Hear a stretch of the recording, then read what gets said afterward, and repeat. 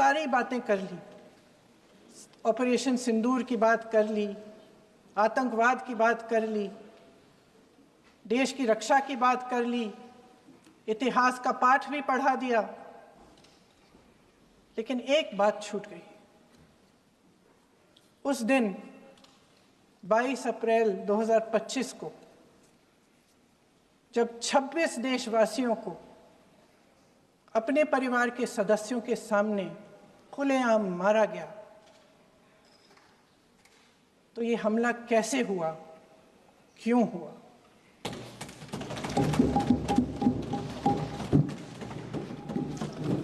अध्यक्ष महोदय, ये लोग बैसारन वैली में, पहलगाम के पास कश्मीर में क्या कर रहे थे? आजकल पब्लिसिटी का दौर है, प्रचार का ज़माना है। कुछ समय से हमारी सरकार ये प्रचार कर रही थी कि कश्मीर में आतंकवाद ख़त्म हो गया है, कि कश्मीर में शांति है, अमन चैन है। प्रधानमंत्री जी ने खूब भाषण दिए, देशवासियों को कहा कि चलिए कश्मीर चलिए, सैर करिए। कई बार मैंने ये भी देखा मीडिया पर, टीवी पर कि कश्मीर जाइए, ज़मीन खरीदिए, अब वहाँ अमन चैन है, शांति का वातावरण है। अध्यक्ष महोदय, पहलगाम हमले से सिर्फ 2 हफ्ते पहले हमारे गृह मंत्री महोदय जी कश्मीर गए थे। किस लिए गए थे? जो सुरक्षा की व्यवस्था है, इसको देखने के लिए गए थे, इसको रिव्यू करने के लिए गए थे, और उन्होंने वहां कहा कि आतंकवाद पर विजय प्राप्त हुई है। ये 2 हफ्ते पहले है। 3 महीने बाद JNK के गवर्नर साहब एक आम इंटरव्यू में ऐसे ही चलते चलते कह देते हैं कि हाँ, बैसारन वैली में बहुत लापरवाही हुई और इसके लिए मैं जिम्मेदारी लेता हूँ। ऐसे ही चलते चलते, और वो बात होती है, ख़त्म भी वहाँ होती है और वहीं ख़त्म हो जाती है। उनसे जिम्मेदारी ली भी नहीं जाती, कोई सवाल नहीं उठाता, कोई जवाब नहीं देता।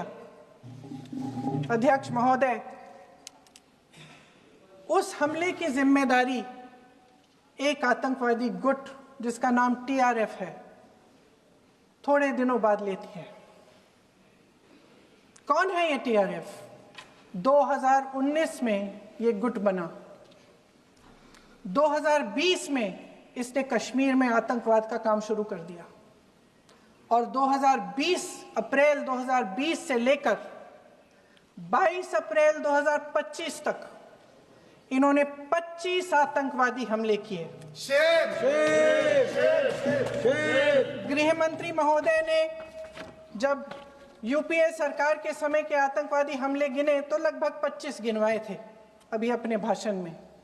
इस गुट ने कश्मीर में 25 हमले 2020 और 2025 के अंदर एक पूरी लिस्ट है इन हमलों की।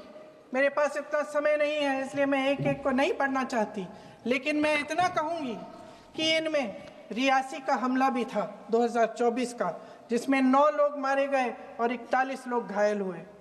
कुल मिलाकर 2020 से लेकर 22 अप्रैल 2025 तक TRF ने 41 सेना और सुरक्षा कर्मियों की हत्या की, 27 सिविलियन की हत्या की और 54 लोगों को घायल किया था। भारत सरकार ने TRF को आतंकवादी संगठन का दर्जा कब दिया? 2020 में दिया, 2021 में दिया, 2022 में दिया, 2023 में दिया। 3 साल बाद, 3 सालों के लिए ये आतंकवादी गतिविधियां कर रहे हैं, और आप इनको आतंकवादी संगठन तब कहते हैं 2023 में? इसकी क्या वजह थी? ये सब सरकार के संज्ञान में था, और आप मुझे बताना चाहते हैं, सत्ता पक्ष के नेता बताना चाहते हैं कि ये सब आपके संज्ञान में था, लेकिन कोई भी एक ऐसी एजेंसी नहीं है हमारी सरकार की जिसको पता चला कि ऐसा हमला, ऐसा भयानक हमला होने जा रहा है हमारे देश में, कि पाकिस्तान में बैठे हुए इस हमले की योजना बन रही है कि हम भारत जाके हैवानियत करेंगे, 26 लोगों को मार डालेंगे और हमें पता ही नहीं है। क्या ये हमारी एजेंसियों की विफलता है कि नहीं है? ये बहुत बड़ी विफलता है, ये एक बहुत बड़ी विफलता है। जानते थे कि ये गुट है, जानते थे कि 5 सालों से ये आतंकवादी हमले कर रहा है, अध्यापकों को मारा, आर्मी के बड़े बड़े अफसरों को मारा, आम जनता को मार डाला, पुलिस वालों को मार डाला, और आप इन पे निगरानी नहीं रख रहे थे। और ये जो एजेंसियां हैं, इनकी जिम्मेदारी कौन लेगा? क्या आईबी चीफ ने अपना इस्तीफा दिया? क्या किसी ने इस्तीफा दिया? गृह मंत्री जी के कार्य क्षेत्र में आता है इंटेलिजेंस ब्यूरो। क्या गृह मंत्री जी ने इस्तीफा दिया? इस्तीफा छोड़िए, जिम्मेदारी ली।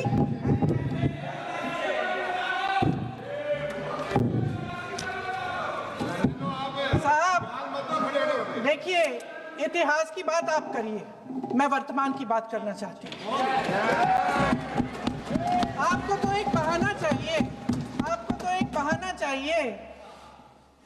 पूरे परिवार का नाम गिनवा देते हैं। अरे अपनी जिम्मेदारी खुद लीजिए। 11 सालों के लिए तो सत्ता में आप हैं।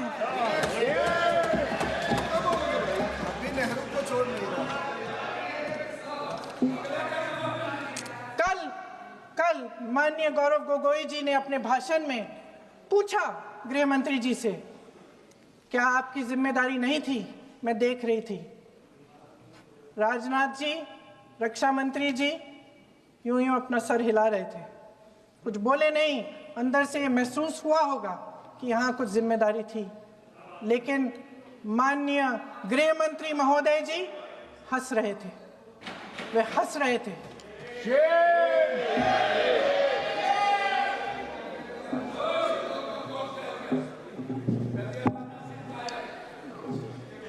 अध्यक्ष महोदय, कल सत्ता पक्ष और आज भी सत्ता पक्ष के नेताओं ने 2008 के मुंबई के हमलों का जिक्र किया, बार बार कहा कि मनमोहन सिंह जी की सरकार ने कुछ नहीं किया।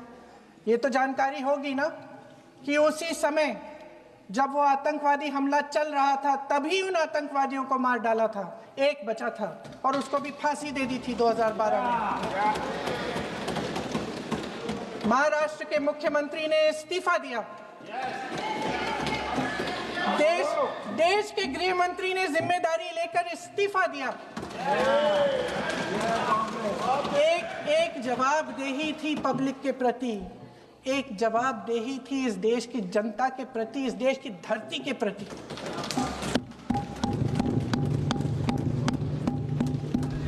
राजनाथ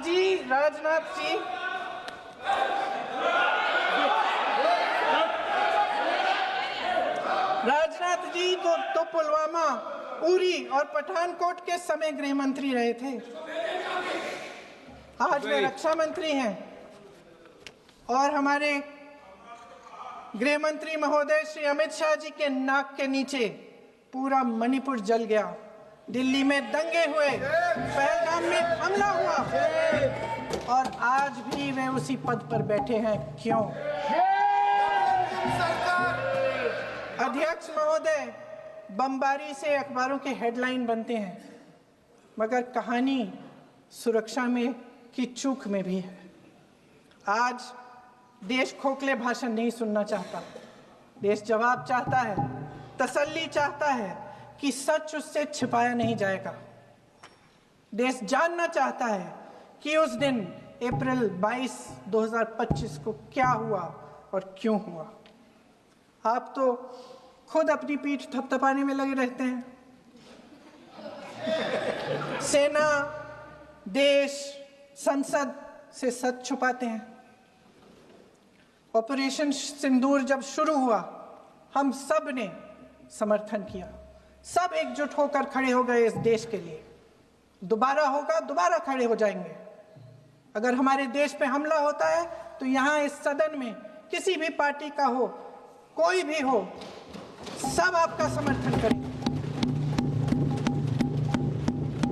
और हमें अपनी सेना पर गर्व है कि उन्होंने इस बार भी दृढ़ता से लड़ाई लड़ी, धैर्य से लड़ाई लड़ी, वीरता से लड़ाई लड़ी। लेकिन इस ऑपरेशन का सिंदूर का क्रेडिट, उसका श्रेय तो हमारे प्रधानमंत्री जी चाहते हैं। सही भी है, ठीक है, सही है, श्रेय ले। ओलंपिक्स में हमारा मेडल आता है, उसका भी श्रेय लेते हैं। लेकिन सिर्फ श्रेय लेने से नहीं होता नेतृत्व, जिम्मेदारी भी लेनी पड़ती है।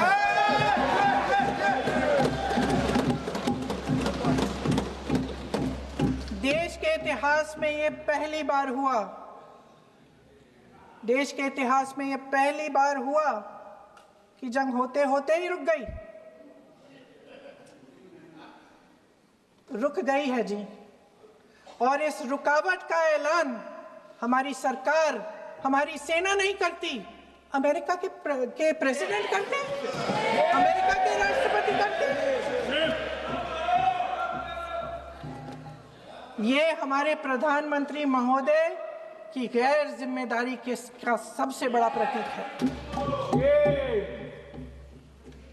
आज गृह मंत्री जी ने इस बात पर उल्लेख किया। उन्होंने कहा, उनके शब्दों में उन्होंने कहा कि पाकिस्तान के पास शरण में आने के बजाय कोई चारा ही नहीं था। आपने शरण दिया क्यों? वो आते हैं आपके देश के अंदर, लोगों को मार डालते हैं और आप उनको शरण दे रहे हैं। क्यों दिया शरण? इसका जवाब क्यों नहीं दिया है एक भी भाषण में? जैसे ये बात उठी, शरण की बात की, हमारे गृह मंत्री जी ने इतिहास में चले गए। नेहरू ने क्या किया, इंदिरा गांधी ने क्या किया, यहां तक कि मेरी मां के आंसुओं तक चले गए। लेकिन इस सवाल का जवाब नहीं दिया कि ये सीज फायर हुआ क्यों, ये जंग रुका क्यों, और तब क्यों रुका जब दुश्मन के पास कोई चारा नहीं था हमारे श्रेय में आने के बजाय। क्यों रुका ये जंग? इसका जवाब नहीं दिया। धन्यवाद। आप देंगे?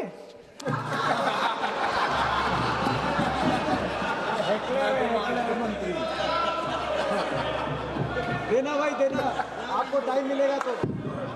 टाइम नहीं मिलेगा आपको शायद। वैसे महोदय, मेरी माँ की आंसू की बात किए, मैं इसका जवाब देना चाहती हूँ। मेरी माँ के आंसू तब गिरे जब उनके पति को आतंकवादियों ने शहीद किया, जब वे मात्र 44 साल की थी। और आज अगर मैं इस सदन में खड़ी हूं और उन 26 लोगों की बात कर रही हूं, मैं इसलिए कर रही हूं क्योंकि मैं उनका दर्द जानती हूं, महसूस करती हूं।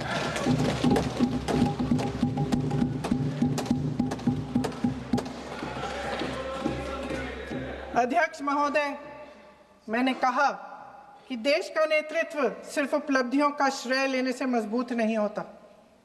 सफलता और विफलता दोनों की जिम्मेदारी लेने से बुलंद होता है। ये सोने का ताज नहीं है, कांटों का ताज है। अध्यक्ष महोदय, जब सरकार झूठी और कायर हो तो वे बहादुर से बहादुर सेना के साहस और पराक्रम को भी कमजोर कर देती है। देश को प्रतिशोध के साथ साथ सबके प्राणों की रक्षा का प्रण चाहिए। सेना की शक्ति के साथ सरकार की सच्चाई भी चाहिए।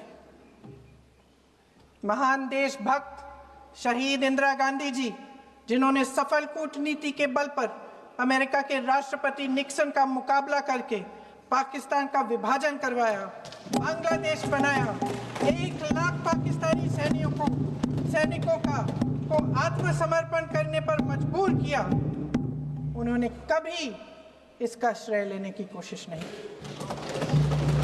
ऑपरेशन सिंदूर का मकसद अगर पाकिस्तान को सबक सिखाना था तो शायद ये मकसद अभी अधूरा है, क्योंकि हमारी कूटनीति विफल रही है।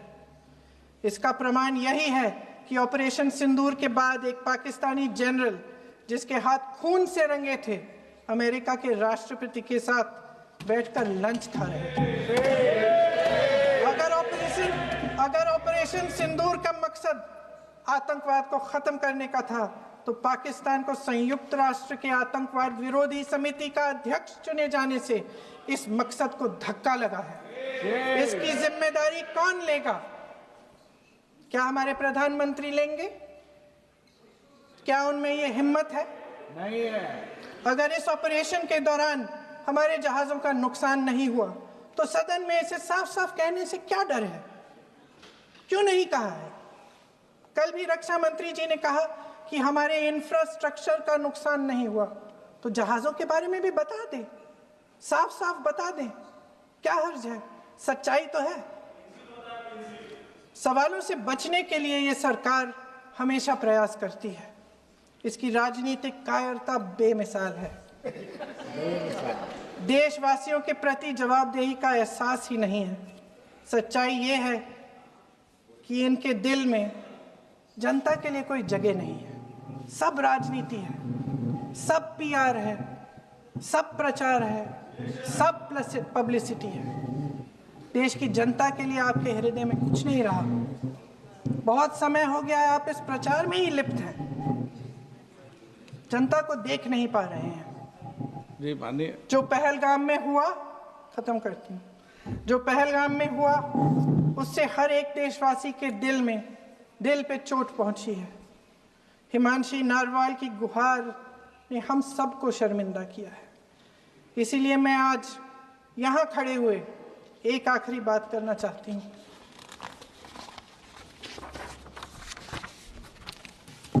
इस सदन में लगभग सभी के पास सुरक्षा है, सुरक्षा की व्यवस्था है। हम जहां भी जाते हैं हमारे साथ सुरक्षा कर्मी आते हैं। आपको भी मिल जाएगी, आप मंत्री बन जाएंगे, आपको भी मिल जाएगी। मैं मजाक की बात नहीं कर रही हूँ, थोड़ा सा धैर्य रखिए। उस दिन पहलगाम में 26 परिवार उजड़ गए। 26 लोगों को अपने परिवार के सदस्य के सामने मारा गया। 26 बेटे, पति, पिता गुजर गए। उनमें से 25 भारतीय थे।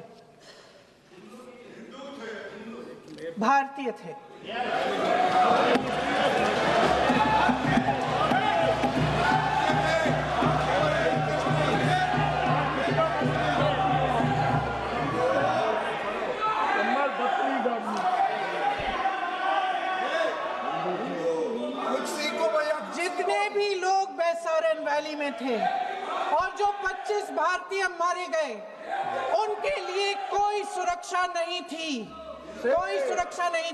आप कितने भी ऑपरेशन कर डालें, आप इस सच्चाई के पीछे छुप नहीं सकते, इसे नकार नहीं सकते।